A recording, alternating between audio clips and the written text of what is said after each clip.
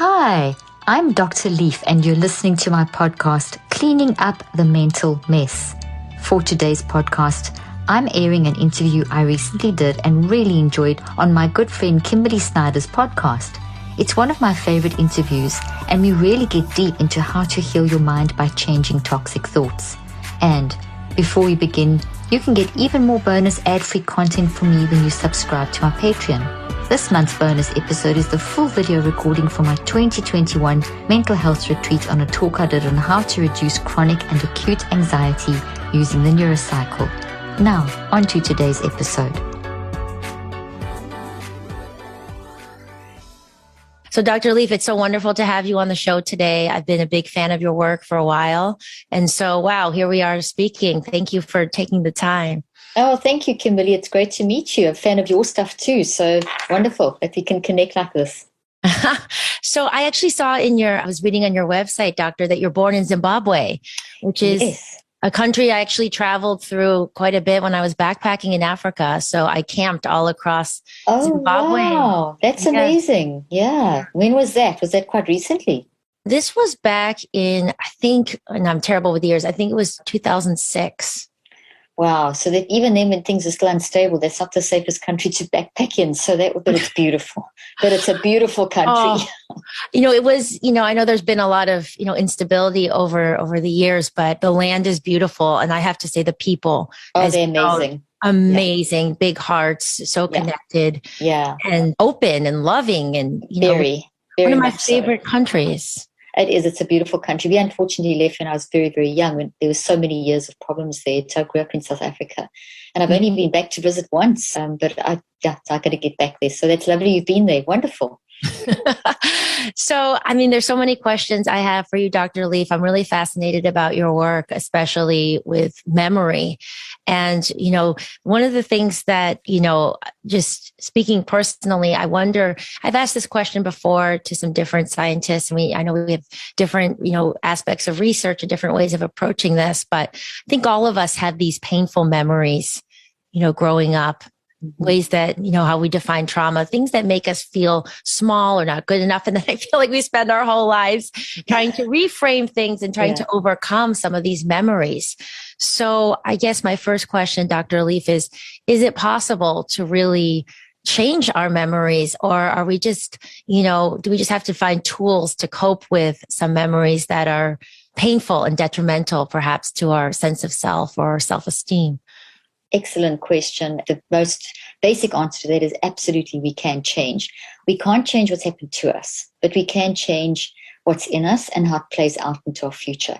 We have control over that. And that's been my life's work, is to understand how we got the memory into our mind, brain, and body in the first place, and what that process is. And then can we reverse that process and change it and change how we play out into the future? So that's been 4 decades of research in that field, working with a multitude of different types of patients who've battled with things like traumatic brain injury and dementias and autism and severe trauma from whatever. And then just being a human. It's not just people that are battling with extreme situations, but just being a human and being alive. As you quite rightly said, just being alive. You can't not have, you can have the greatest parents and still have trauma memories because, what happens at school and, our parents come to the party with their issues and that is going to play out in their parenting. So regardless how well-intentioned we can be as a parent, and I'm a parent of 4 kids, you can be as well-intentioned and say, I'll never do what my parents did, but you'll do your own set of things. And you'll do some of what they did because it passes through epigenetically until you've actually solved that in your life. So yes, absolutely we can. And the way, Kimberley, to do that is to understand what a memory is. And there's so much psychology. I hate to use the word, but I don't know the better word. There's so much psychobabble in this world and social media is just so full of so much advice, which is fantastic, but it can be very, very overwhelming. And there's a lot of words thrown out by psychologists that can be very confusing for people. So what I've tried to do is to try and demystify a lot of those and use very basic terms to help people, because I don't want you to have to be reliant on me as a therapist to help yourself. I want you to be empowered to help yourself. So my work has been around understanding memory, mind, thoughts, etc., emotions, what they are, demystifying all the psychobabble and the neuroscience and making it very simple for people so that you can change how those memories play out into your future. And I know you have so many different resources for us, including all your wonderful books. If you could just give us like a basic understanding of, you mentioned mind, brain, emotions, feelings, and there's this babble. And sometimes we don't know what to believe inside of us. Our minds are saying, and I can speak from personal experience. I wouldn't have used the term neglect. I wouldn't have used the term trauma, Dr. Leaf, years ago. But now I think, my parents were really, they did their best. They loved me. Mm-hmm. They were working a lot. So there was a level of, being left on my own a lot, a level of, we use the word neglect just, emotionally in many different ways. So I kind of had to cope, and I had to find ways to feel that validation and feel that love. So sometimes now as an adult, as I go deeper into my own self-awareness, sometimes I think it's hard for all of us. Is this a trigger? Is this truth? Is this a memory playing out? Is this an authentic feeling? It gets confusing sometimes when we're really trying to find the path of the voice of what to follow. I love that you said that, Kimberly, and it is because I get interviewed by so many people, and I interview so many people, and in the field I read so many articles and I write science articles, and that confusion of the terminology is key in, I think, keeping people stuck, because we don't quite know what we're dealing with. And as you say, it's like emotions, feelings, thought, whatever. So we need to define those. So maybe that's where I can start, is to try and simplify and give people, I've got a lot of visuals and props and things that make it very easy to understand. And in my books and my app, the Neurocycle app, which is like literally me giving you therapy, I go into the whole process. So let's start with understanding the difference between mind and brain and body, because it's three different things, and the relationship, and then what is memory and how does it form. That's probably, then that relates to what we're talking about. Okay, so I've got the first prop I've got is a brain.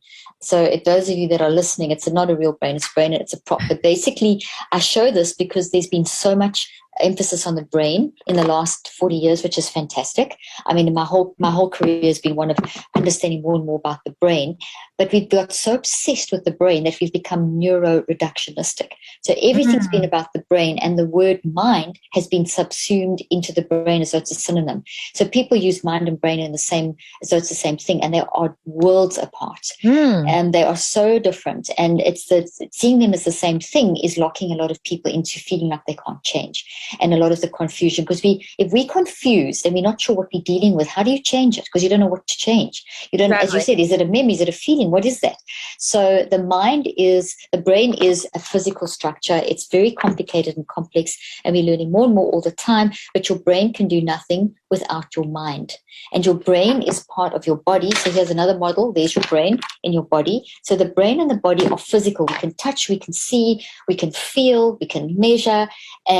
But if you did, they do nothing. So we are alive, we're talking, and if I put different types of technology on us, we would see massive brain responses, and we would see blood flow, and we would see electromagnetic flow, and EKG in our heart, a QEEG in our brain. But a dead person, we wouldn't see any of that energy. We wouldn't see any responses. So what is the difference between the dead physical body and the alive physical body like you and I? It's the mind. So the mind is this powerful force that gives aliveness to the brain and the body. You and I can have this conversation because of our mind. So our mind is a third part, but it needs the brain and the body. So if you think of the mind as almost like a cloud that is over and around and through the body. And when someone's dead, that goes. People actually weigh less when they die. There's a fraction of a weight, it's 2-point-something pounds that you weigh less when you die. Wow. And there's a shift. And suddenly when someone dies, none of the functionality of an alive person is there anymore. So nothing's working. As we're alive now, we're making up to 1 million cells every second, which is phenomenal. We're actually making 11 million cells. Our blood's flowing, our hormones are doing this, and there's a whole millions of things going on in our brain and our body. None of that's happening in a dead person. So we know that aliveness is creating an energetic force inside the brain and the body, and the brain and the body are switched on to do stuff. So with that in mind, what does our mind then do besides driving the functionality of the brain and the body? It also helps us to experience life. So it's our mind that is enabling us to have this conversation. So psychologically, our mind is our ability to think and feel and choose. So that's what you're doing now while you listen to me and while everyone's listening to me. You're thinking about what I'm saying. And how did you get it in the first place? Because I'm sending sound waves at you. So your mind is grabbing those sound waves and electromagnetic light waves, and it's creating a whole gravitational field force that's coming at you. And your mind, that's the sort of physics side. Then as all that physics stuff is translated into the psychology of you thinking about what I'm saying, it's making you feel certain things, and you're making choices. So you're in this think, feel, choose, think, feel, choose, think, feel, choose, think, feel, choose mind in action cycle at about 400 billion actions per second to process what I'm saying. So Wow. mind is this thing that is think, feel, choose at 400 billion actions per second with all these waves of gravitational fields, and all of that goes into the brain and shows up in the brain and the body. And it shows up as changes in the brain and the body, changes in the actual structure of the brain, changes in the neurochemistry, changes in the actual every cell of the body, the cytoskeleton which holds the cell together. That changes, the DNA changes. So everything that I'm telling you now is changing you completely.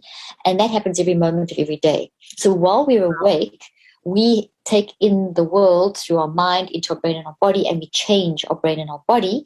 And then that combination enables us to then communicate. So all of that's learning going into our brain and our body and our mind. And then we use that combination of mind, brain, and body to talk. So as I'm talking now, I am talking from years of studying the mind, brain, body connection, being a patient, working with patients, etc. That's all gone into my mind, brain, and body. And I've built networks in my brain and my body and my mind of this knowledge. And I'm combining all of that and I'm speaking. So I'm not speaking from fresh air, I'm speaking from my experience. And now come to the childhood experience, the neglect. Your parents were busy. They weren't, they loved you, they knew you loved them, but you didn't get the time that you need. So at critical points in your day-to-day development, whatever, you didn't get. So there were experiences that were then toxic. So you would have had, so here's a healthy thought. Let me show you this. I like that, Prof. There you go. There's a healthy thought, because that's what we build into our brain. And I'll explain that in a minute, but this would be an unhealthy experience. Okay. So that experience of, I need my mom, I'm back from school, I got this thing that happened, and where's my mom to share? And it's not her fault, she had to work, but that you needed that in that moment. So there, your experience of you couldn't process properly, maybe I'm just making something up, that happened at school. And so that's in your brain, but now it's in toxically. It's not going to go in like that. It's gone in like that. And because you didn't have your parent there to maybe help you work it out in the moment, this then became sort of solid little toxic thing that then pushed down, and then you went on with your daily life and you saw your parents, and the next day maybe something happened the next week, and it kept adding to this, and then you go into adulthood, and those little things that were never resolved became big things. And Dr. Leaf, sorry to interrupt you, but when you're saying it becomes a thing you push down, it's an actual physical sort of it's a thing. Cell. It's a thing. Yes, so it's like you can see it in a microscope. Like it's actually something you can see. Wow. Let's see. So now let's back. So thank you for asking that. Okay, so our conversation. Let me track it to this, and then we'll come back to the childhood. As I'm speaking, I'm sending out sound waves and light waves. That's real. That's physical. We've got physics to explain that. Quantum physics, gravitational fields, etc. You have a gravitational field around you and in you. And that it's all electromagnetics and everything. It's all, and I can't take yours, you can't take mine. It's unique to you. It matches your brain. Your brain is designed to match that, and your body. So that's why when people have transplants, you get memories from other people, because the experience that your mind is taking in goes into the brain as this energy field. And here's the brain and the body. It goes into the brain, and then the brain responds electromagnetically, chemically, quantum level, and genetically. And that combination makes proteins, makes amino acids, which make proteins. And those proteins grow together and to form branches. And in protein, those proteins form little, in what we call a microtubule, they form structures. They form little branches. It's the easiest to visualize it. Yes. So what we're saying is growing branches inside your brain. We've just started speaking, so this is how big it is. Okay, so we haven't said that much. But everything I've said has now gone into your brain, and the little branches are the data. And those branches are made of lots of proteins. And in every protein, is the content of what I'm saying is a vibration that is, it's got different fields, positive and negative, all the sciencey stuff. That's there inside a physical protein. The little leaves are the emotions that you're feeling. So mind is think, feel, choose. So the think, feel, choose gets stored into the structure. The think part and is the data. So that's on the branches, and the feel part's the leaves, because that's the emotion. So that's the branches are the data information, which are actually the memories, and the leaves are the emotional memories. So this is the content of what I'm saying, the little branches. So that's the informational memory in these proteins, actual physical structure that you can see in your brain. And the leaves are the emotions that are emotional memories that are being generated as I'm speaking to you. I'm sure it will come as no surprise to you that to think well and manage your mental health, your brain needs proper nourishment. But many of us don't have the time to take multiple different products all day long for better brain and body health, more energy and optimized immune systems. This is why I love Athletic Greens. It has just what I need in one drink. Best of all, it doesn't taste like it's super healthy, honestly. Athletic Greens has a mild tropical taste that I actually look forward to each morning when I wake up. Even my husband, who can't stand things that taste too green, loves his Athletic Greens in the morning. With one delicious scoop of Athletic Greens, you're absorbing 75 high-quality vitamins, minerals, whole food source, superfoods, probiotics, and adaptogens to help you start your day right. This special blend of ingredients supports your brain, your gut health, your nervous system, your immune system, your energy, recovery, focus, and aging. All the things. To make it easy, Athletic Greens is going to give you a free 1-year supply of immune-supporting vitamin D and 5 free travel packs with your first purchase. All you have to do is visit athleticgreens.com/leaf. Again, that is athleticgreens.com/leaf to take ownership over your health and pick up the ultimate daily nutritional insurance. The link and offer details will be in the show notes. I mean, imagine if we think about how many thoughts we have. It's all in there, because sometimes it's all in your brain. It's all in your brain. All of it. Every imprint, every thought is still in our brain. It's still in your brain. And then if you haven't changed it, it's in the original format. So here's the beauty. You can change it. And that's what you asked me in the beginning. So that's a thought. See, the thought's the product of the mind. The mind is think, feel, choose, and all that physics stuff. And the product is a thought. The thought is made of memories. Now, your first question was, you've got memories from childhood. And you said plural, memories. And those memories are clustered into thoughts. So they're categorized into thoughts. So this would be maybe the school incident. And then there'd be another one that's maybe the fight with the sibling. And then there's another one that's scary, some scary doctor visit or whatever. Every little cluster. When it first happens, it's small. And then the more, whatever you think about, the most grows. So if you never had anything more added, it would stay small. But if more is added, it grows. So as I'm talking, this is growing because I'm giving more information. By the end of the conversation, we're probably going to look at something as big as this, because I would have spoken for a significant amount of time. So I'm giving a lot of data. And so the branches are the memory. The whole thing is the thought. So thought's not the same as a memory. So we think and feel and choose to build a thought with our thoughts, feelings, with our thinking, feeling, and emotion inside of it. So the thought is a physical product that we can see inside the brain. And it's the result of thinking, feeling, and choosing. And the more we think, feel, choose, the more stuff we grow into the thought. And over time, it just gets bigger and bigger if we keep feeding it. If we don't, it just stays small. And also, if you only feed it for 24 hours or 48 hours, it'll just disintegrate. It takes 63 days to stabilize this. So for this to stay there, it's got to have repeated. It's got to have at least 9 weeks of repetition. So if your mother wasn't there for 9 weeks in a row, this would be stabilized. Even if it was only a small bit of information and didn't add more, it was just one incident. If it happened 9 weeks in a row, it becomes stabilized. Now we don't think in terms of 9 weeks, but that's what's happening. The neural pathways become stabilized. But now on top of that, that's in the brain. That's inside the brain. As soon as this is happening now, what we're talking about, it also goes in every cell of the body. So the memory inside thought tree, so the thought tree holds the memories, also go into every cell of the body. And we have 37 to 100 trillion cells in our brain and our body. So now I'm talking to you and you're growing the tree, your mind is also building a change in every cell of your body. So your mind's doing brain work and it's doing body work. It's embodying in the mind. So the mind is showing up in the brain and the body. And then every cell, you've seen what cells look like, little funny looking things, and they've got lots of stuff inside them. You have something that's like a skeleton of our body. We have a skeleton in the cells. And in that skeleton, it's a similar skeleton in the cells of the body as to inside the brain. So this is also kind of like, these are little skeletons. And then the information goes in protein format, vibrations inside proteins in the skeleton. I know it's complicated, but this is amazing, Dr. Lee. Let's pause for a second because I have a couple of questions there before we go on. First of all, this is fascinating. And what I focus on a lot is Vedic philosophy and yogic philosophy, which is really about don't get so influenced by the ego, by the senses going out because you're pulled in a million different directions. So we meditate to concentrate our energy in what's called the Sushumna Nadi, the main energy channel in here. So imagine your research shows that, when we are constantly, I don't know if you've measured overreactivity, but the nervous system constantly being influenced, social media is coming in, all this is going out. As you're saying, it can just lead to detrimental shifts.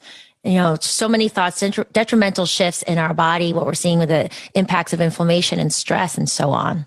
Absolutely. So that's what I've directly shown in my body. So when you talk, I do yoga, I do hot yoga. I absolutely love it. It's such an important part of just helping us to learn to understand our bodies, to get into the cellular state of to understand the embodiment of memory. So when you talk about that internal energy and blocking off the external, learning how to just focus in on the moment, that's an element of mind management. So what you're doing is in that hour, whatever that they're doing, the person's doing yoga, you're shifting off the senses and you're teaching the person to tune into how your body feels in that moment, which is an excellent exercise to train ourselves to become less distractible and to tune in to our inner wisdom, which is inside our brain and our body and our mind, 3 places. So we are actually made of wisdom. We're literally wired for love. Every cell of our brain and our body is designed for being able to manage the messiness of life and repair and grow from it. And that's wisdom. Wisdom is, okay, this has happened. What do I learn? How do I grow? And how do I let go too? How do I let go? How do I move on? How do I reconceptualize? All that stuff. Now, that is what we're made of. We're made of, psychologically, we understand it as doing that, but it's also in our body. So when you go into doing something like yoga, you're accessing your body wisdom. You're accessing the cytoskeleton of your cells and the energy that's flowing through them and the memories that are stored in there. And whenever it's toxic, it's going to create brain damage. So this tree looks different to this tree because these proteins are folded correctly with the correct electrical chemical balance and quantum balance, and there's no inflammation. The proteins are folded incorrectly. The vibrations are incorrect. The energy is incorrect. The chemical balance is incorrect. There is too much inflammation. Inflammation is good for us, but only for periods of time. But when the inflammation stays there for longer periods of time, then that does affect all the different systems of your body. So every toxic thought is as real as COVID. Oh, wow. So I was going to say, Dr. Leaf, if that's what's happening in our brain, which if you guys are listening to this, it looks like this, almost like this monster. It's this blackened, something like from a horror movie. Yeah. So what is that doing to our digestion, to our fertility, to our inflammation levels in our body? I imagine if we're having all these, the word toxic thoughts, it's having a ripple effect and affecting our bodily systems. What starts as thoughts? Excellent question. So that thought is in that toxic tree in the brain. It's also in the body. So this thought has 3 places that it's going to be. And that thought is going to be in the brain as a tree. In the body, it's going to be in every cell. Every cell forms a different system. So your gut stores that memory from childhood. So does your heart. So does your lungs. So does your skin. Every single cell? Every immune cell. Every single cell. It just goes through every cell in the body. It's in every cell of the body. Every single cell of the body contains a part of that memory. So when you have blood circulating through your body, it's carrying memory through your body. It's very complex. So your body and your brain. So if you think of it, it's easy. Everyone focuses so much on the brain. You forget about the brain and the body. As it's forming in the brain in these tree networks, that's sending a direct connection to every part of your body. So your gut has got more cells than the spinal cord. Your heart has a brain. Every cell is intelligent. So we always talk about the brain as being the center of intelligence. It's not. Your brain is just part of your body. Each part of your body plays a different role. What do you think about when different organs are said to correspond to different energies, like anger is the liver in traditional Chinese medicine, or when people get breast cancer, it's said to be, disharmony of the heart chakra. What do you think about Eastern philosophy over, your research? I believe that we've got to blend East and West. And we're going to blend ancient and modern. And that's what I try and do with my work. So there's the terminology that's been used in each of the different traditions is all kind of saying, each contributing a hugely important thing. I believe what's happening when we talk about the liver, the certain energy in the liver and the heart, nothing works in isolation. So where it may show up more than others is potentially that could be because it's a certain type of energy, and there's frequencies in every single thing emits energy. That's Einstein's work. If you're alive, it emits energy. So your liver, because of the density, for example, will emit a certain energy frequency, and our brain emits certain energy frequency. You pick that up with a QEEG. EKG picks up the heart frequency. So when we have any kind of toxic thought in the brain, it's also going to be in the heart, or it's going to be in the liver, and it's going to be in the gut. So each of those will generate different frequencies. Now, all of us are unique. So I'm very careful of saying, if you have X type of experience, it's going to affect your liver. I think that's dangerous. That's dangerous to say. What we do know is that the different parts of your body are going to respond to the energy coming in. So if I've got a toxic thought, it's in the brain as a tree, it's in the body as changes in the cell, but it's also, and we haven't spoken about this, but it relates to this question, it's also in a gravitational field around your body and through your body. So imagine a cloud that is round and through, this cloud that penetrates. That's your mind. Okay, there's your brain, there's your body, there's your mind, all throughout. Now, that mind is energy frequencies, it's gravitational fields, it's electromagnetic light forces, it's the work that Einstein did with photoelectric effect. All of that is the physics side of the body, of the mind, and it's pushing that energy through the body.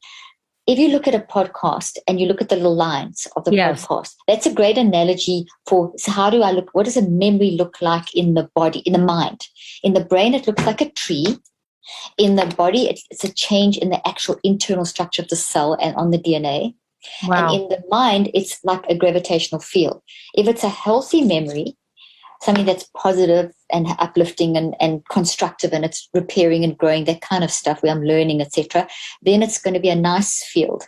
If it's something that's toxic, painful, abuse, etc., trauma, it's going to be a very jagged thing. So if I've got a jagged memory in my brain, I've got every cell of my body's got a level of that little jaggedness in it. And then I've also got it in the gravitational fields of my mind. So now that's collectively going to hit our areas in our body.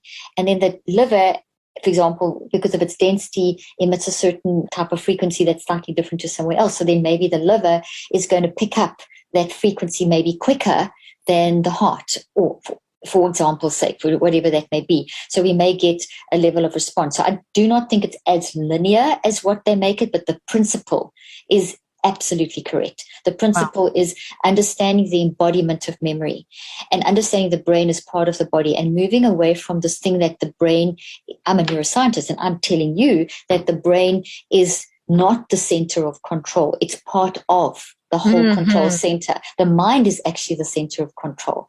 And if we don't manage our mind, which is what you're teaching in yoga, you're teaching people to a certain extent to manage their mind, because you're teaching them to learn to focus onto the physical as opposed to the distractions of the external.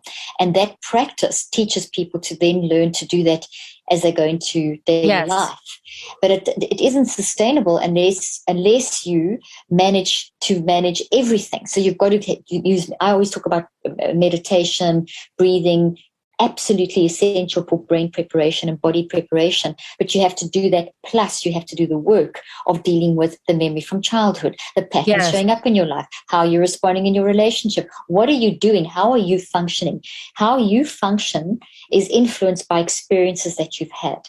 And so therefore, if you're not happy with how you're functioning, which is your feelings and your behaviors and your bodily symptoms and your perspective, if you're not happy with that, if it's disrupting your work life, your personal life, your peace, your job, your relationships, then that's not who you are. It's not your wisdom. It's coming because of something. So that means you need to do mind management work. Start with meditation to prepare your body, because it's hard work. Then you have to do the actual hectic, non-conscious and conscious cognitive work of finding out the because of why is there this pattern.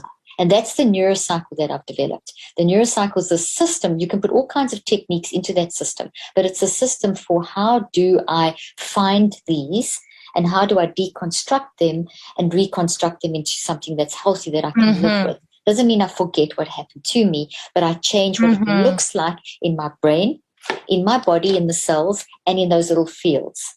And Yes. so that's the whole package. So meditation, what you're teaching in yoga, is basically very important brain preparation for being able to do mind work more effectively. I'll say when I talk about yogic science, it really is meditation and focus.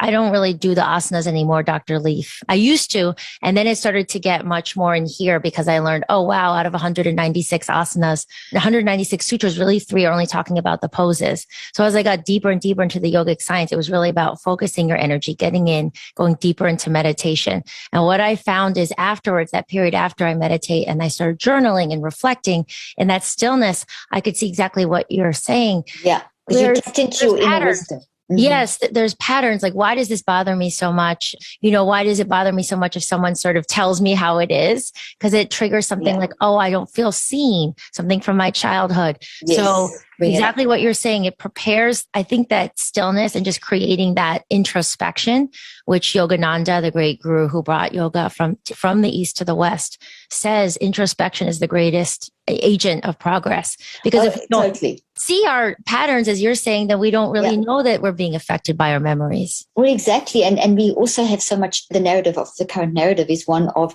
if you feel an emotion, it's an illness, you have a brain disease, you've got some kind of mental health disorder. Terrible psychiatric message, terrible mental health message. And I talk about that in my book, because that doesn't encourage introspection. That actually encourages, it's a hopelessness. Introspection is one of, hey, I've made of wisdom. It's my inner core. And yoga and the neurocycle that I've done really teaches you how to tap into your non-conscious mind. And I don't know if you know much about the non-conscious mind. You know about it from your training, but you may not have known the terminology and the science. But when you tap into your non-conscious mind, you're learning to tap into your wisdom. And we've got so busy with the distractions of the world that we stay in our messy mind. And there's nothing wrong with the messy mind, because the messy mind is the experimental mind. But the messy mind cannot just function alone. It's got to function with the wise mind. So the way we structured is to learn, everything's uncertain. You don't know, you can't control events and circumstances. You don't know exactly, you had an idea of what this interview would entail because you've read my book or you know a bit about me or whatever, but you didn't know exactly what we were going to talk about, even though you have questions and you've prepared because of the uncertainty of life. You don't know exactly what's going to come from here. You can predict with a 70% accuracy in certain situations. My point, you cannot control events, you cannot control circumstances, you cannot control people. The only thing we have control in the past, the only thing you can control is how you manage what you've gone through. And it's the mind management. And that starts with being aware. And awareness starts with learning to tune into your wisdom. And then awareness grows. It's got different levels, as you and I both know. It's going to be an initial awareness of that pattern, and then training yourself to tune into that awareness and go down deep. Now, in today's world, we are quite well trained with all the wellness movement in having a level of awareness of our body. There's so much movement especially in the last 20 years in this direction. There's so much more, whereas 40 years ago, it was just kind of beginning. But at the same time, we've also gone backwards because we're now taking everything back to the brain, and the brain made me do it. The brain can't do anything without the mind. So if we just say that you've got to look at the organ, like some doctors will say, if you want to understand mental health, you've got to look at the organ of mental health. This is not the organ of mental health. This is part of the body, and holistically that is driven by the mind, and it all has different roles to play. The liver, the heart, yes, exactly. And that, just because the brain is complicated, so is every cell of the body. I mean, look at every cell of the body; they're so complicated. Just a membrane on a cell, the intelligence in the membrane of a cell is phenomenal, and it's not any more intelligent than all the cells put together in the brain. It's just different types of cells making different organs, all working together collectively with the mind to be able to function. And what we want to do is we want to learn to tap into our inner wisdom that is stored in the physical, because that is how we experience life. We need a brain and a body for the mind to be able to experience and express. So that's why if we look at how we're expressing ourselves, we can track it back and work with our brain and our body to find out what happened in our life. And then we can reconstruct that. Wow. Dr. Lee, I have so many questions. Going back to when you're talking about this field, this gravitational field all around us, you said it's going through the cells. Dr. David Hawkins, I don't know if you're familiar with him, but a couple decades ago, he attempted to put some sort of measurement on vibrations. And we say we can feel energy from people. Some people just, you're drawn to them. Some people you're like, whoa, you want to get away from them. Does this relate to this gravitational field you're talking about? Let's say someone has a lot of those erratic memories, negative, toxic memories. And so it comes through in their speech. It comes through in their presence. It can be felt by other people. Absolutely. And, that's Einstein's work in the 1920s. He won the Nobel Prize for the photoelectric effect in 1915. And he started this kind of, not just him alone, but him and his colleagues started talking about how we generate these photons. So it's literally, let's look at it like this, that you've got this cloud around you. We know from recent research on gravitational fields that we don't float because of gravity, but recent research is showing that we've actually got unique gravitational fields around us, because gravitational fields got to do with the electromagnetic effect. And it's like we have, every person's brain and body is a unique kind of structure that creates its own unique electromagnetic field. And that's why you are different to me and why everyone's different to each other. What's very interesting about this is that that manifests in our structure, and our structure is designed to suit our gravitational field, but it means that I can do something that you can't do, and you can do something that I can't do. So what's beautiful about this is that we are designed to enhance each other, because it's not that I have failings, and I will come to in a moment. It's just that we're different. So I can't do everything, nor can you. So that relates to the concept of enhancement and the need for deep, meaningful connection. So as humans, we recognize the beauty in what you can do, honor that, build that, and you do it in me, etc. Then we enhance each other, and my intelligence and my wisdom grows because I'm learning from you and I'm seeing the world in a different way. Now, that means that competition doesn't actually exist, or shouldn't, because competition means that I'm not recognizing, it means I'm threatened and I have to get what that person has, or I've got to be better. You don't. It's been a very destructive force. That kind of competition has been very destructive to humanity. When we recognize that you can contribute something that I can't contribute, and by your contribution I'm enhanced and my intelligence is, that changes the picture. So now that's the foundation. So coming to the impact we have on each other. If I have a toxic experience, or I have a toxic thought about someone, and I've built this in this relationship because of whatever trigger in the past, I have that in my brain, I have the change in my cells, I have these little fields in the gravitational fields. This combination generates a photoelectric effect. It's like shooting little photons. So right now, even though we're separated by camera, because we are in a discussion, we're in a relationship, there's no space or time dimension between in the quantum world. So quantum physics wise, your photons are hitting mine are hitting yours. And because we're in a healthy conversation, there's a bond that's forming. It's healthy. But let's say that we didn't like each other, or let's say that we were wary of each other. Let's say that there was competition between us. We would feel very differently. We would feel threatened by each other. And that threat is coming from a distortion in the brain, and it generates a field. So those photons that are coming out feel like that. So if you, it's actually distorting we have a core field. Yeah, that's it. We have distorting that. Yeah, you said, Dr. Lee, we have our our unique imprint that is kind of there. It's never going to fully go away. But when we have these toxic thoughts, it makes our imprint more jagged temporarily. Exactly. But over time, it can stay that way. Exactly, right? Exactly like that. So think of it's exactly like that. So this field, and you've got all the core fields. The perfection of you is always there, but it's not. It's going to be clouded by toxicity, unmanaged toxicity. Wow. So you're going to have, and then that then generates out to other people. So it starts with a lot of the anger or the toxicity we feel from other people is coming from the toxicity that they have towards themselves. Exactly. So they're the inner critic, they're not liking themselves, and because of that, they lash out, and then you feel that. So when you go into a room and someone, you feel like there's something, they're smiling, but you yes, they can say the nice things, but you just feel that. So that's the photons. Those are actual photons, because in their mind, when they saw you, something triggered something from somewhere, because every experience brings up existing networks of memories inside thought trees. So every few seconds, 5 to 6 to 7 of these things are popping up all the time. So every minute of our conversation is informed by my words coming in, your conversation back, but your conversation back is informed by these trees popping up. Hopefully it's all good trees, and mine too. So in other words, every moment that you experience something is colored by what you already have experienced. And so anything that's related is triggered, and your non-conscious mind, which operates 24/7, is searching for anything to help you understand. And what it's looking for is the unique wisdom, the clean cloud, for want of a better word. But sometimes there's all these blocks on the way, all these little fields in the way, and those come up. So then you look at the situation like this. So now as a child, something happened, there's this memory, you meet someone and this trigger it. Yes. And then you look at that person differently. This generates a field. This then influences that interrelationship. So more is added to this. It's more toxic. So the smile is there, but this is what you're feeling from the brain and from the body and from the gravitational field. How do we heal those, Dr. Leaf? I'm sure that's what all your books go into this, but in a very simplistic sense or general sense, so someone could take away. How do we heal those really unhealthy memories that make us feel that jagged, the brokenness? Yeah, the brokenness, the gravitational, the separation between another human being. The way we do it is to basically increase our self-regulation. So as a scientist, I wanted to see, that's the big picture, self-regulation. I wanted to see how we change this. So our conscious mind is awake when we're awake.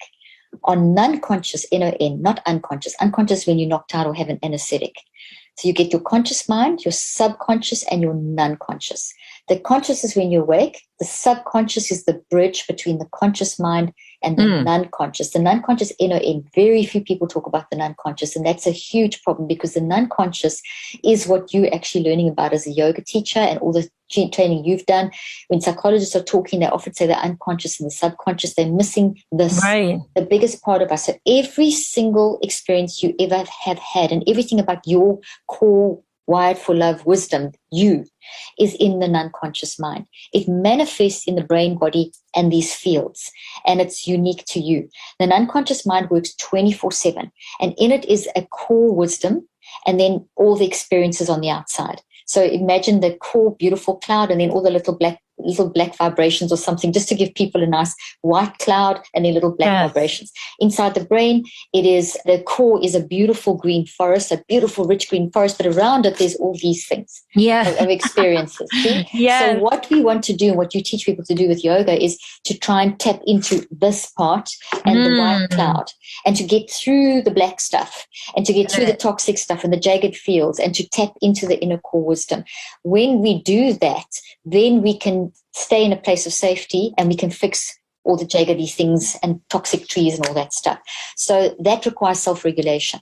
And we as humans can consciously self-regulate, which means watching what we are thinking, feeling, and choosing about in response to incoming information, like our conversation, and watching how the impact of our words, our texts, our emails, our conversations, or whatever we do, the impact on ourselves and on other people and in life. So that self-regulating process, we can do this. This always blows people's minds. You can do that every 10 seconds. Wow. You can be consciously, deliberately monitoring how you are responding, your thinking, feeling, choosing, and how other people are responding to you, and how your impact of your words, like even writing an email and looking at how you've written it and evaluating that. You can do that every 10 seconds. And if it's not good, Dr. Leaf, you come back to center, you shift. You shift. So if you can't change what you're not aware of. So what we do with all the distractions of life is that we just go. We just go. So we become reactive instead of responsive. Self-regulation teaches you to be responsive. It teaches me, in the midst of my go, I realize, I just snapped at my husband, or I just thought a bad thought about this person, or I got totally irritated with that, or I just wrote a really ugly email, or I just made a really bad decision. It's awareness and immediately saying, that's okay. I accept the messiness. It's part of it. The uncertainty of life, the unexpected. I was put on the spot. My emotions were triggered. I triggered this thing. This is heavy. It's weighty. The leaves on this are heavy and weighty. They blocked my thinking for a moment. I made a mess. Yes. That is okay. That is okay. It's fine. It's not who you are. You're showing up like that because of. That's really key in how you become aware, is the picture I've just painted. It's very key that we are accepting of the fact that I was in that moment and that wasn't the truth. That was just my response. But why did I respond like that? Is this a pattern? Do I do this all the time? Actually, I'm doing this a lot in my life. Okay, I need to find a dedicated time for 7 to 15 to 45 minutes max every day for 63 days to work out the source of the pattern. And so that's the kind of conversation we need to have with ourselves every day. If I do something all day long, we need to be watching how we are responding. What if we see the source, Dr. Leaf? We're like, oh, I know it came from this childhood pattern, but then you still play it out. Then the reason we still play it out is that we haven't sat down and rewired it. And the rewiring takes the rewiring in our brain and our body. When people talk about rewiring, they always think it's just neural networks, but there's neural networks throughout your entire body. So when we talk about rewiring, we're talking about rewiring the brain and the body and the fields. Okay. And that takes cycles of 63 days, not 21. 21 is a myth. That was a neurosurgeon talking about how the stem cells work and nothing to do with habit formation. Yet it's become one of the biggest conversations around habits. It takes minimum of 9 weeks to completely get to the point where I can find the source of my pattern and change it. We're pretty good at getting to the source of our patterns. It's hard, and we can get there, and everyone gets it. That's what therapy is about. That's what spending time with myself is about, and introspecting. We get that. But then, as you so rightly said, now I know, and this is now where I want to be. So let me just find, I have a little tree over here. Here we go. Where's my little one gone? Oh, I just dropped something here. I love all the props. I know. I have so many props here and I can't find this little one that I need. I think it fell. Never mind. Okay, so when you're looking for that, Dr. Got Leaf, it. Found it. Rewiring, yes. Is in terms of, and I know your books go deep into this, but is it affirmations, new patterns, self-regulating, somatic work? Those are all techniques that fit into step 5. So everything you said, you can do any of those, any combination you want. So any level of affirmation, somatic work, all of that fits into step 5. So what I've developed is a system, not a technique, it's a system. Into that system, you can pack whatever works for you. There's so many options out there. Different types of meditation, different types of breathing, different types of CBT techniques, ACT. There are a million. Visualization, beautiful exercises. Tapping, all sorts of tapping, havening. There's so many different things. But things like tapping and havening and breathing and meditation would be brain preparation. And that could fit into brain preparation and could also be an action step. So essentially what we're talking about with rewiring, and I'll come back to this, what you've just commented on now, is that we are changing the pattern. Let me just backtrack. You said, I know the cause, I know that's how I should operate, but I'm still doing this. Yes. Okay. So you found this thing and it's up and you've landed the plane in the forest at this tree, but it's still there. You haven't dug it out yet. So you have to do the work of tracing from the top. The only way to reconstruct this thing is to look at this part, which is your interpretation, how you think, feel, and choose about something that happened, about that cause. So you can't go straight to the cause and just eliminate it. You have to see, how did you view that? So you go from the pattern to the signals of the pattern to the interpretation. How do I see myself? That inner critic, that interpretation, how you're thinking, feeling, and choosing about yourself. And then why did I do that? What was the processing I did, down to the actual, then the root cause. As you go through that, that's a 5-step process. That's gathering awareness of the pattern and the signals. It's taking time to gather awareness of the interpretation. Then it's reflecting on why, the processing, reflecting, ask, answer, discuss. Then whatever you reflect, you write in 2 stages. Writing to dig deep introspectively to get the brain and body working and find all the stuff and deconstruct. You need to write in 2 stages. The first stage is literally, it's called a metacog. It's where you just put everything down, where you let your unconscious spill over into your conscious mind, let it bubble over. So there's no organization. It's a pattern all over the page. I've got a video on how to do it in my app, Neurocycle app, and then I describe it in the book too. And I've got quite a few of my books talk about the metacog. Phenomenal. One of the most powerful tools in digging deep, but you can't use it alone. You must gather first.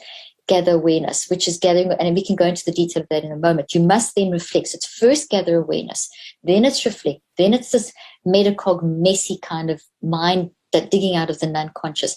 Then the next level of writing is a reconceptualization, recheck, where you find patterns and triggers and antidotes and anti-chaos. You start working out, what does this mean and what can I do? And then the 5th step, which is what I mentioned 5th step a moment ago, that is the action. What can I do now? I understand, I've gathered awareness of my pattern, I've gathered awareness of my interpretation, I'm seeing why, I saw the processing, I'm seeing the root why, and I've reconceptualized it, I've reframed it. Now, how do I make that work in my life? What's the action step to make it work? If you haven't gone through that, you haven't unwired this thing. That 5-step process I've just described, if you do that daily, a little bit every day, by more or less 21 days, you would have turned this thing upside down, dug it out. Think of each day digging the sand away from the roots, upended this thing, and energy never disappears in the brain and the body. It just gets transferred. You would have then transferred it over to building this. So this is now, that was the childhood memory. This is now how I want to function. That's how the childhood memory is affecting me, but now this is how I want to be. Now comes to the point that you made. I know the cause, but I've done something very constructive. I've actually reconceptualized. I've built a new tree. So I haven't changed what's happened, but I've changed how I'm seeing it. So the neglect, the neglect, I'm bad, my mother doesn't love me enough, my mother wasn't there. You've now changed it into, you've gone back to the inner child as an adult and said, she did her best. It's okay. She did her best, but it made you feel like this. I validate your feelings. This is very important. That interpretation is not the truth. You are valuable. You are important enough to pay attention to. So you do have value. So that's what this is now turned into. I've just given a very quick summary. Your mental health is and should be a priority. I learned this from my friend, Dr. Daniel Amen, who is a renowned psychiatrist, neuroscientist, and founder of Amen Clinics. The Amen Clinics are unique because they use a comprehensive and holistic approach, including brain SPECT imaging, to treat mental health issues. I visited an Amen clinic and seen Dr. Amen in action, and I was able to see for myself how brain scans show that many mental health conditions, such as ADD, anxiety, and depression, are often not caused by just one thing. That's why giving everyone the same treatment will never work. So you can get a treatment plan that's targeted to your needs. I love that the doctors at Amen Clinics use natural therapies wherever possible. To find out how you can change your brain and change your life, visit amenclinics.com/Dr. Leaf. If you book, you'll get 10% off an evaluation when you use the promo code Dr. Leaf 10 at checkout. The link and offer details will also be in the show notes. Of that. So now this, though, is not strong enough. Look how small it is. Yeah, Unless we you're give this still thing, getting triggered, Dr. Leaf. You're still feeling that, like you're seeing when someone says things. There's a chasm between how you were, which is now gone. It's this, but you still, because your memory, the thought has been changed, but it's inside you. It's different. It's been reconceptualized. So you don't ever forget what happened. But now you're saying, you said the word yourself. My mother did her best. That's where she was at in her. So, but as a child, you didn't know that. So you didn't even know how to verbalize it. It was just, I'm not good enough. The interpretation. So all this part of the tree here interpreted the experience as you being not good enough or whatever, or not worthy of time or whatever. We all have our own language around what the neglect looked like. This now is, it was neglect, but it wasn't neglect that was intentional. It was my mom was busy. She was doing her best she could, whatever. You've reframed it. But you still remember that it happened, but you've changed it. But this is going to be triggered quite rightly until I make this bigger. I have to spend at least another 42 days, at least, every day for at least 5 minutes, working on what this should look like in my life. I've got to grow this thing. So by 42 days, this must become that. I've got to give it more energy. This has got to compete with trillions of other experiences in your life. So if you don't give this energy, it's drowned out by all the other trees. I mean, look how many trees I've got here in my hands. I can't even see it. I can't even see the little one. That little one, Dr. Leaf, you got to feed it. Are you talking about visualizing, or again, the same 5 steps, same 5 steps where you, every day you go through, you gather awareness. Where am I at today? Okay. Reflect a little bit more. Do a little bit more of the 2 steps of writing and action, and then that 5th step, the active read. So it's the same 5 steps that you did for the first 21 days. The first 21 days, you take 15 to 45 minutes. So you do it in more depth. And each day, you don't solve it all each day. You just do it's a little bit each day. Same 5 steps, but now you're doing it quicker. Now we know the cause, we know the direction. Now we're developing that direction. So where am I at today? Where do I want to be by tomorrow? What do I want to learn today? So it's the same 5 steps, because that 5 steps is how you basically are changing the memories inside the thought. You are giving it energy. Your mind is driving what you want this to play out like in your future. So you do that every day. By day 42, it looks like this. Very big change. By day 63, you're looking like this. Now, this can compete with all the other thoughts in your head. Now, when I'm triggered by that feeling of neglect in the relationship, when someone does something that was similar to what your mom did, and intentionally that's not going to drive, oh gosh, I'm useless, and affect you, and you're going to send out the wrong energy vibes and maybe have an argument or withdraw in the relationship or whatever. You're now going to remember, that's how I was, but this is this. I am worthy. That's not a whatever. This has got energy now. See, I've changed all the memories. I've reconceptualized them. So I've changed it, but now I've put 63 days in. So people don't change because they don't spend long enough, because they don't know this timing, which is why I do what I do. That's why I've done the Neurocycle app, which is done in 63 days, where you can take whatever you're working on and you can take it through the proper timing, where I've now changed not only the trees in my brain, but I've changed the cytoskeleton inside my body. I've changed, inside every cell of my body. If you're consistent in the work. Consistent change. It takes at least 6, and sometimes, sorry to interrupt you, Kimberley, but it could take more than one cycle. I've had patients who've had such complex trauma that they've spent 2-3 years, which is 22, 30, because if you do 63-day cycles, it's 11 a year. So what often happens with complex trauma is in the first cycle, you only find this part. Then another cycle, you find that part. Then another cycle, you find that part. And then you start seeing all the areas that it's invaded. And that takes time. So there's no time limit. There's no cookie cutter. What's fixed is how long, what are the cycles for rewiring the neural networks in your brain and your body? It's cycles of 63 days. Something's happening at each point. The science is in the book. When you do it in those cycles, do as many as you need until you feel the freedom and you're not being triggered. Or that when you are triggered, the trigger doesn't trigger you actually anymore. It's just a reminder. It's not a trigger anymore. Triggers mean you fire. This is that happens. I used to get mad about that. I used to this or whatever. Now it's just, I used to. This is how I am. Powerful. There's a sense of peace. But Dr. Leaf, most people are not struggle along. So let's say they go for 20 days and then you have an incident, or let's say you go backwards or you take some steps back. Do you reset at day one? Because people may be listening to this and thinking, oh man, 63 is a long time to be right on track with this program. Do I have to start at day one anytime I get retriggered or whatever it is? No, not at all, because that retriggering is progress. That increase in anxiety is progress. Any change is progress. So what I've done for you is I've done the research to track if you move through this cycle, your brain is you're making changes, but the changes you make are bringing things up from your unconscious that you've suppressed for years. And when you start seeing stuff in your life, it's shocking to the body. That's where yoga is fantastic, to go and work out that extra energy, because when you suddenly have a memory stimulated, it makes you feel awful. And that's where I always say, then that's where you really need something physical to channel that energy into. So go do your yoga workout or your Orange Theory workout, or dance or scream or sing or something, because you've got this energy that needs to come out volcanic style. But that's all progress. I've had some patients who did this and then they got stuck in a depression where they couldn't get out of bed or couldn't get off the couch for 2 weeks. That's progress. Now, normally you would think, I'm going backwards. No, it's progress. Any change is progress. In my book, I've got a case study, and I selected that. There's 2 case studies. And the one case study is of one of the subjects who was so depressed. They actually said identity was depression. Now, you can't have depression. Depression is not it's not like cancer or diabetes. Depression is an emotional warning signal filled with messages. As a yoga teacher, that the Eastern philosophy teaches that embrace any emotion because it's a messenger. It's not something that you need to be scared of, because when you look at it, you will see something that's going to help you grow. In the West, what we say is that, that's a disease. You're depressed. You've got a clinical diagnosis and treatment cure, and that's drugs and maybe a bit of CBT done in the wrong phasing.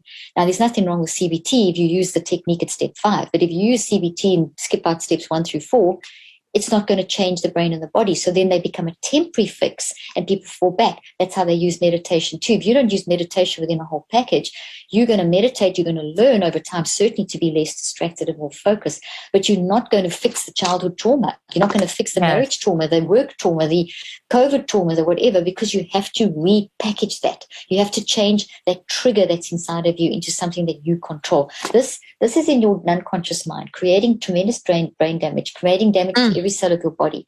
Over time, these accumulate. and increase your vulnerability to disease by 35 to 98%. We don't want these. We want to get rid of these. So your mind, brain, and body know that. So your mind, brain, and body train you to, not train you, your mind, brain, and body send you signals. And those signals come from the unconscious mind, which works 24/7, through the subconscious, which is the bridge, into the conscious mind. What do they feel like? Emotions. That's what they feel like. The emotions you feel are signals. The pain in your body, that's what it feels like. So there's 4 signals. These, when this happens, you'll feel it through emotions. You'll feel it through how your body feels, because remember, it's in your cells too. That's where yoga really teaches you to tune into your body. You'll see it in your behaviors. How are you functioning in your relationships? How are you functioning in the way you write an email? I mean, how are you texting? How are you looking at the day as you wake up in the morning? Behaviors, what you're doing, and then perspective. What is your view? Are you waking up and looking at life with I hate life, life sucks, this is never going to work, I'm always a failure? Those are the 4 ways that our body, mind, and brain are telling us a story to say, that's not you, there's something going on. The current psychiatric mental health move says, if you have those 4, if you have depression, if you have weird behaviors, if you have this perspective that life sucks and I want to just die, and you have all this pain in your body, you've got a disease. You do not have a disease. You have a mind issue. You've had an experience. You've had a multitude of experiences that over time have accumulated. Sure, that in your body will over time create medical problems. So thank God for doctors. But that's if you just treat the medical problem and you never sort out the source, which is the narrative that you went through, which is the experience which became a narrative.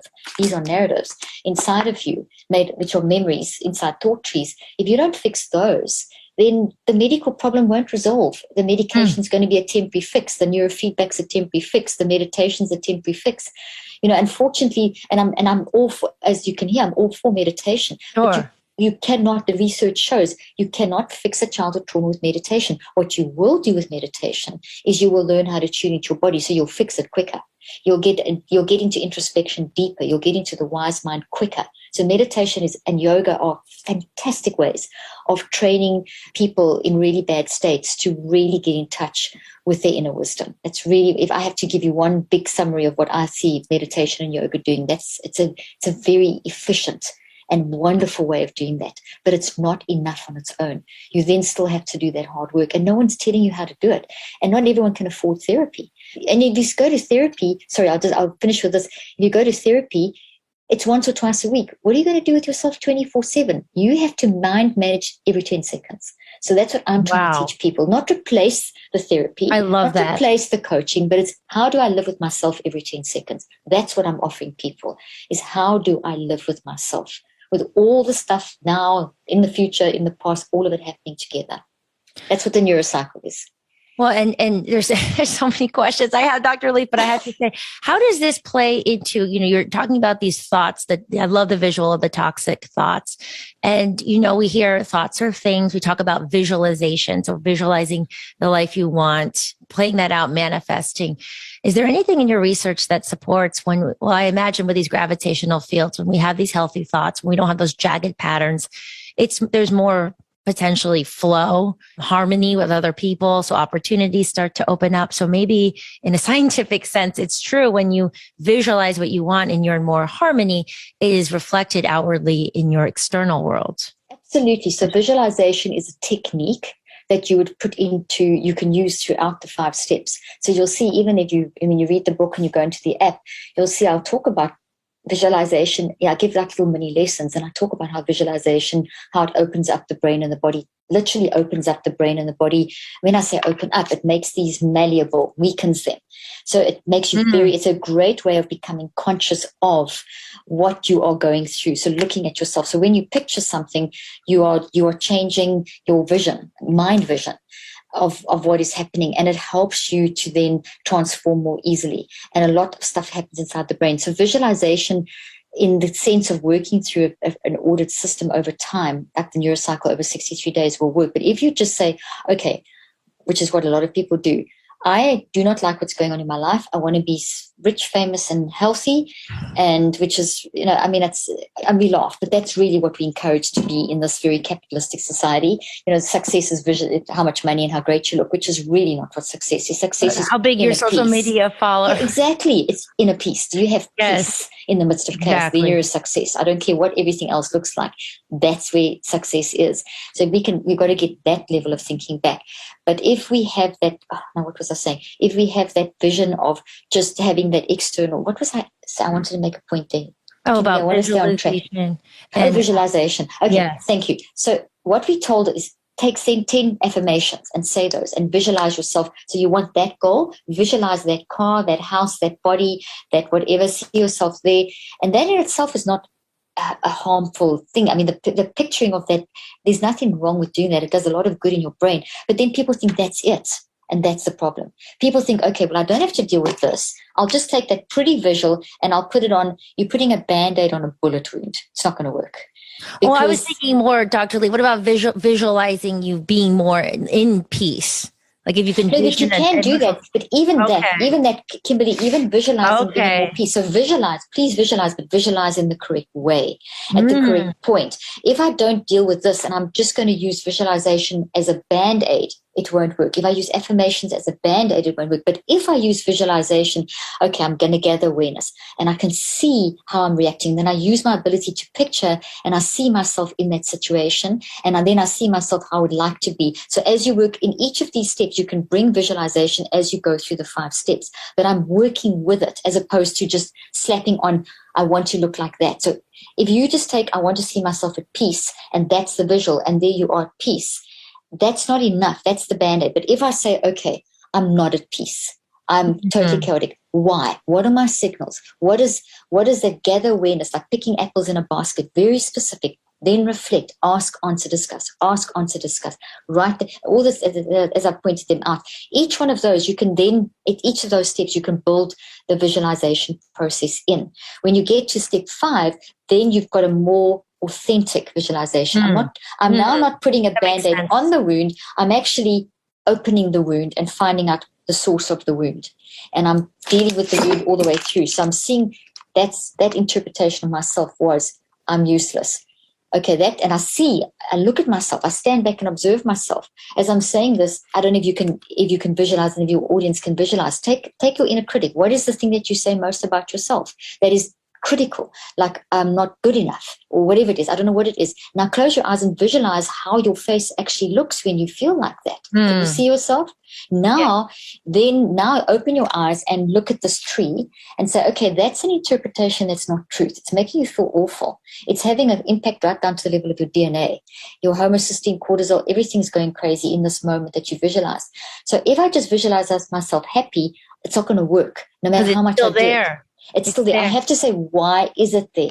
That interpretation, let me reflect and let me objectively and kindly reflect and say, that's not who I am, but I am saying that for a reason, so it's valid. I validate and I honor, and it's sacred how I feel. It's not good for me, but there's a reason. So let me see why. Can you see the difference? Then I'm going to look at why did I develop that in the first place? I'm going to process, reflect, and the two. So the gather awareness is up here.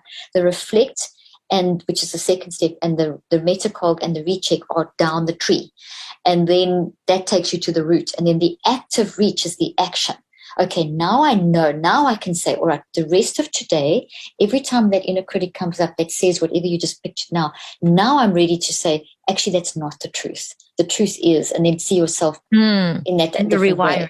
So now, can you see that's the difference? You're just stepping on a Band-Aid. This will never go away. I'm actually deconstructing. I'm taking all the wind out of the sails of this one, and I'm building it into this. And once I've got this, then I grow this thing so that this now doesn't leak. This can come back again if I don't grow this. Then this can come back. No one likes waiting on a paycheck, especially when you've got bills due. Good thing there's Chime. Now you can get your paycheck up to 2 days early with direct deposit. That's up to 2 more days to save, pay bills, and generally just feel good about your money situation. But Chime is more than just about getting paid early. It's also an award-winning mobile app, checking account, debit card, and optional savings account. So, what are you waiting for? Hopefully not your paycheck. Get started with Chime today. A Applying for a free account takes less than 2 minutes. Get started at chime.com/Dr. Leaf. That's chime.com/Dr. Leaf. Banking services and debit card provided by the Bancorp of Stride Bank NA, members FDIC. Early access to direct deposit funds depends on payer. The link and details will be in the show notes. You know, it almost feels like, Dr. Leaf, you're putting all this amazing science on, you know, like shadow work or what Carl Jung talked about. Oh, Carl Jung's fantastic. And even Freud's early days when Freud was talking, Yes. when he operated as a neurologist before he went into trying to please people and make money out of the rich, which is, you know, with rich people and then hysteria. And his initial work was phenomenal. I love Freud's initial work, but his later work is, it was messed up. Direction. Carl Jung really was fantastic. Shadow. The non-conscious Yes. mind. He of all the older sort of psychologists, etc., had one of the best insights into the non-conscious mind. There's very few that I have found. And then there's a couple of other, Irin Ajad is another one. No one even really knows about him, but he's a scientist and a philosopher who I really learned a lot about the non-conscious mind. Mm-hmm. If you understand the non-conscious mind, that's when shift occurs. That's why I spend so much time teaching it. So do you think, Dr. Leaf, the reason people are so triggered by social media, I remember when the whistleblower stuff came out a couple weeks ago. Yes, Facebook. Mental health, all these issues with social media is because it's bringing up these shadows or these unhealthy thoughts that people haven't really dealt with. Absolutely. It's triggering. So think of the field, the cloud with the little black things. So maybe in this part over here, or this part or whatever, that was activated. So you read that and it's activating that, that little field there has got its toxic tree in there and its representation in the cells, the little representation in every cell. I know it's hard to visualize, but when you pull something up, you're pulling up the field, the brain, and the body at the same time. And that's what's been, and all of that is like a visual for all of that is, imagine a massive forest, a huge infinite forest. And that forest, every tree represents an experience you've had.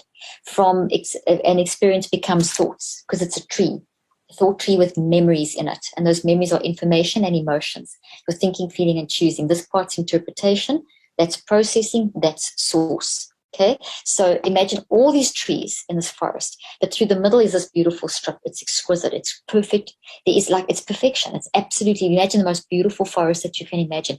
That's you. That's who you are. That's your wisdom. That's your inner core. That's reflected in your biology.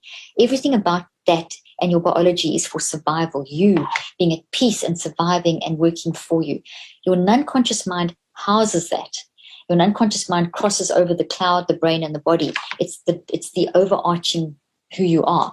It then uses the subconscious and the conscious mind to keep you in the safest survival state. Around that forest are all your life experiences. When we've listened to the inner forest, the wisdom of the unconscious mind, we're going to build this. When we've tuned in, we build this. When we don't, we build this. And that's not through. This is a child growing up and who's been abused, or at any stage you trust someone in and you're in a relationship and a trauma bond forms because this person, does the whole cycle of trauma bonding. I just did a podcast on trauma bonding. I am totally for the victim. I am never blaming anyone. This is never blame. Love and survival is never blame. Love and survival, love is all about, I'm giving you the knowledge so that you can develop an awareness of what has happened. It's not, some of it is our fault. Some of it we've reacted. But even then, I hate to use the word fault, because if I get mad at you, I'm mad at you for a reason. And it's totally unreasonable that I've been mad at you because I don't even know you. But something maybe that you said, and I'm not mad at you. I'm just using this as an example because it's so ridiculous. But it mad at anyone, or you got mad at me or something. There's a reason why you're showing up like that. So I'm telling people, and I hope I can get this through clearly. Someone would say, but you shouldn't be mad. There was no reason. It's your fault. You did this. Forget that. Say, I did. I own it. I own that mess. I got mad. It did hurt you. I take responsibility for the hurt that I've caused, because that was not my intention. Because let me tell you that madness wasn't you. That madness was something that I've gone through. There's a big cause of behind my me getting mad at you. I'm going to do the work to find that. That's love. That's survival. That's standing in the middle of that forest and looking at that toxic tree. And in doing that, I think, oh, okay, when I was mad, this memory popped up. There it is on that side of the forest. And I'm in the middle of wisdom and I'm looking at that. So the process I've just described enables me to stand in wisdom in the middle of the forest and look at that. If I do what the current world does, or if I just become reactive, and I don't deal with that, that madness could grow into getting mad at everyone, and then you get told you have a personality disorder or something, you'll get diagnosed with BPD or something like that, because you haven't ever, now that's your fault. You've got a broken brain and you're a bad person. That's terrible. Meanwhile, that person with those, who's showing those personality disorder things that are hurting other people, and other people deserve to be protected too. You don't have to, we don't have to take stuff from each other. We have to protect ourselves too. I'm not saying that you've just got to take everything, but I'm just saying that you've got to look at the person's behavior. If all of us did this, if everyone looked at everyone else's behavior as a reason, as a because of, and then we wouldn't take it personally, we wouldn't react, we wouldn't fight, we would actually, how can I help you? I see you mad. I see you angry. How can I help you find the because of? That's what I'm trying to teach people. I don't know how to teach it loud enough. Well, Dr. Leaf, in your work, let's say someone does, like, let's say it's an in-law and they remind you of, your parents, something from your past. And to your point, we have to protect each other. So you can own, sorry, but you really trigger me. Do you think in your work, you should try to maybe minimize contact with that person until you go through these 63 days? So you're not inflicting harm on them. Yeah. I've got another image I'll show you. I did a whole podcast on this. did a whole podcast on, because there's so much about boundaries that it's almost nauseating. Healthy it's boundaries. it's just like, it's become one of those phrases that people use too often and they don't understand it. So I talk about space instead of boundaries. And there's nothing wrong with boundaries, but the way it's almost gone out of proportion. Here's a little tiny cup. Okay, so when you've got that in-law who's in your face and really upsetting you, there's the issue. It's you consumed. You can't see the wood for the trees. This is just going to trigger issues in between you. It's going to get worse. So what you need to do is create the physical and mental space so that you can start getting healing. Look at I've created space. I'm going to start getting more perspective. I'm going to hit that point at about 21 days. But by the time I get to 63 days, look at this. Same issue, the mother-in-law, whatever. Look at the space I've created. Now I can great visual. So I take myself out of the situation as far as you physically and mentally can, and work through why that's triggering you, because there's a reason that the action, and it could just be that they're just plain mean, but that meanness is getting a response from you. So there's something in you that's not resilient enough against that, because they're operating from pain, and you can't see it when you in this cup. Yeah. By the time you've gone through 63 days, you can see that. Doesn't mean you take the abuse. If they still continue, minimize contact, you get stronger. You get stronger. So when they come at you in this space, it's not going to affect you anymore, because you know it's coming, and they have to do the work. And you can encourage them to do the work to find out why. But when you don't respond, when you've sorted yourself out and you don't respond in a reactive way, you respond in love, where you actually you're neutralizing, you're putting water on the fire. Here you're putting fire on fire. Here you're putting water on the fire, and that's how you change it. So you can say with love, I own this triggers me. I need some space from you. I'm doing work. Let's just minimize contact for 63 days. And if they get this program with Dr. Exactly. Yeah, there you go. And if they don't like that, that's not your problem. Because we know from all the boundary teaching, we know that when you put up a boundary with someone, the biggest thing about boundaries is that they've crossed over into yours. They've tried to jump in the cup with you. And no one can jump in another person's cup unless they're invited.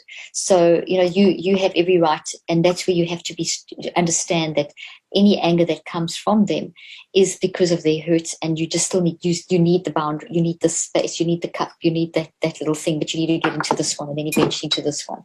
So they have to do the work. And if it means that you don't see them anymore, it means that you do this.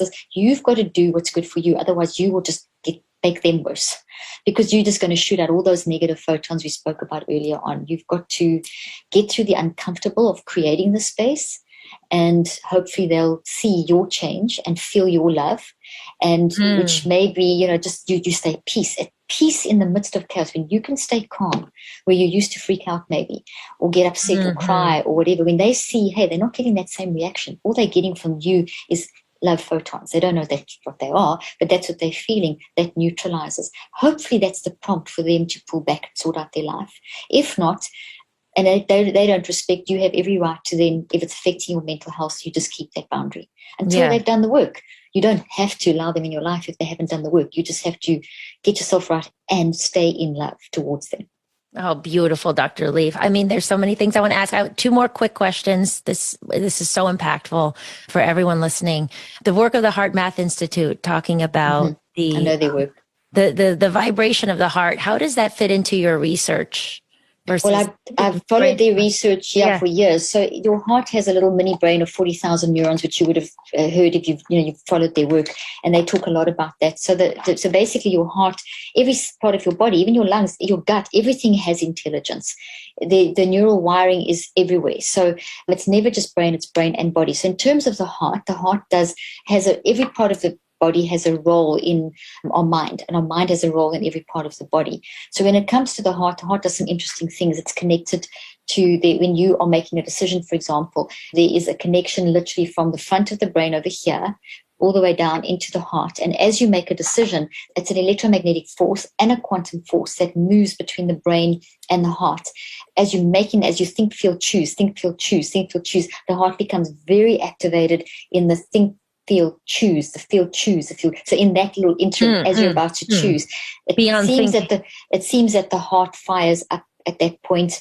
And not that everything else isn't firing up. There's response in every part of the body, but it looks like from the research and the way the research is being done, I'm interpreting complex research, is that the point of choice, the heart releases certain hormones. And one of them is atrial natriuretic factor, ANF, which when it flows through your brain and your body, you get a sense of peace. So when you've made a good decision, there's a firing back into this front part of the brain, the connection between the frontal lobe and the amygdala and the heart. There's this little pathway.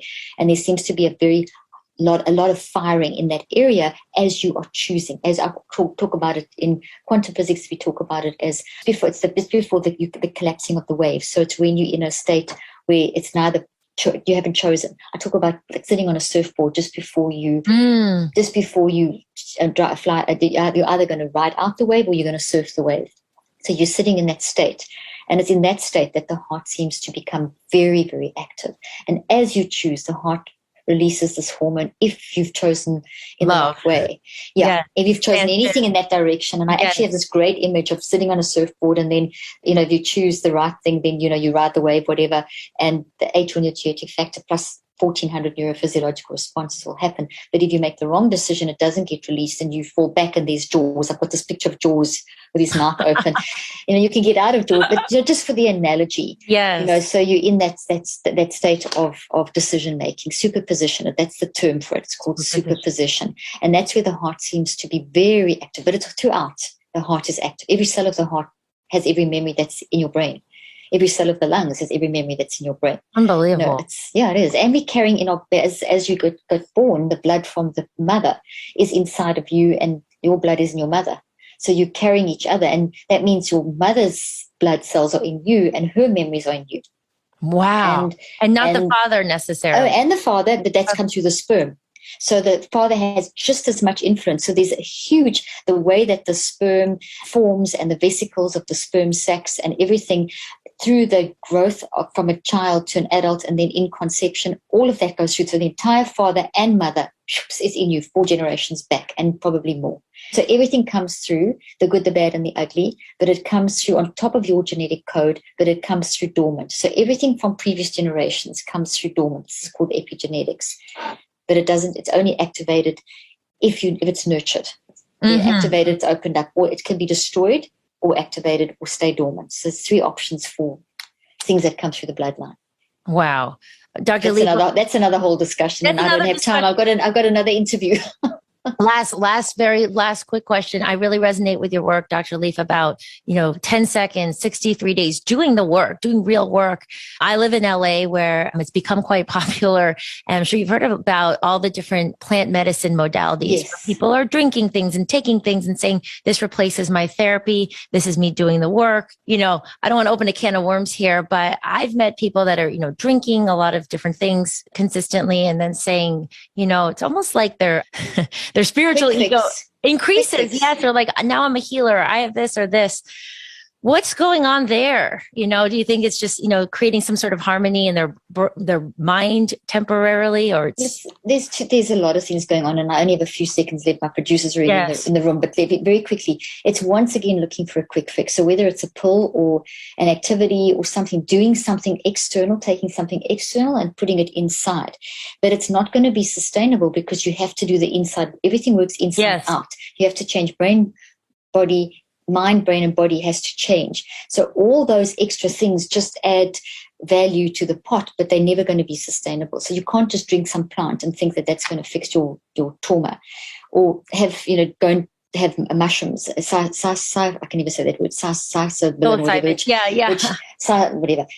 Which will basically help you, under very controlled conditions, can bring help. It's a psychoactive substance that brings stuff out of the brain and the body, but that's not going to heal you. You have to do the work of once it's up, and it can be a lot for some people. So some of those plants can have very strong psychoactive effects. Things like nothing external, physical putting in is going to solve the problem. It's only going to be part of a solution. The solution has to be mind driven. Without mind, you're kind of wasting your time. I love that. And that's a very concise, amazing answer for that, Dr. Leaf. Thank you so much for sharing your wisdom. It's a pleasure. This has been incredible. Thank you so much. My pleasure. I hope you found today's podcast interesting and helpful. If you want more tips and help with managing anxiety, depression, and mental health, be sure to visit my website at drleaf.com and to sign up for my weekly newsletter, where I also include a schedule of my speaking events and so much more. And follow me on social media. I'm on Twitter, Facebook, and Instagram. Just look for Dr. Caroline Leaf. Also, I love seeing all your posts on social media about this podcast.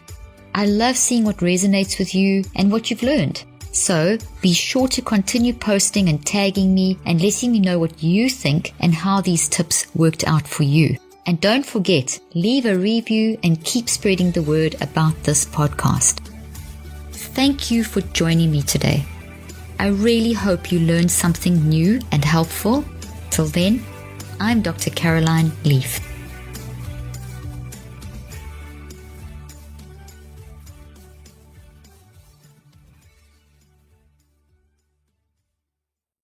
This podcast represents the opinions of myself and my guests. The content here should not be taken as medical advice. The content here is for educational and informational purposes only. Please consult your healthcare professional for any individual medical questions you may have. While we make every effort to ensure that the information we are sharing is accurate, we welcome any comments, suggestions, or corrections of errors.